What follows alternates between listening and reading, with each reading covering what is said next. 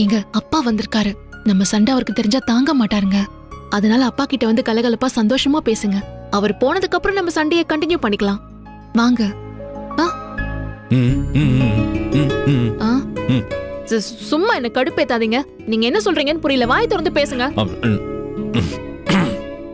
எனக்கு நடிக்க தெரியாது. யாருக்கு? உங்களுக்கு? நம்பிட்டேன். நீ நம்பிதான் ஆகணும். ஏன்னா நான் சொல்றதா உண்மை. நான் உங்க அப்பா முன்னாடி நடிக்கலாம் மாட்டேன். நம்ம சண்டை உங்க அப்பாவுக்கு தெரிஞ்சா தெரியட்டும். என்ன சொன்னீங்க? நம்ம சண்டை அப்பாவுக்கு தெரியட்டுமா? ஆமா, தெரியறது மட்டும் இல்ல, நான் அவர்கிட்ட போய் நாட்டாம ஒரு நல்ல தீர்ப்பா சொல்லுங்க நியாயம் கேட்க போறேன். ஐயோ ப்ளீஸ் சொன்னா கேளுங்க. அப்பா கிட்ட நம்ம சண்டைய பத்தி எதுவும் சொல்லாதீங்க. நீங்க என்ன சொன்னாலும் நான் கேக்குறேன். ஆஹா, இது நல்லா இருக்கே. இத வச்சு ஆதரே பிளாக்மெயில் பண்ணலாம் போல இருக்கே. என்னங்க சரியா? நான் இதுக்கு சரின்னு சொல்லணும்னா நீ தனி கொடுத்தனும் போறதுக்கு சரின்னு சொல்லணும்.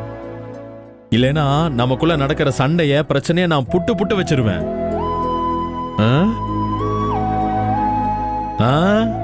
நீ ரொம்ப யோசிக்கிற, இது சரிப்பட்டு வராது.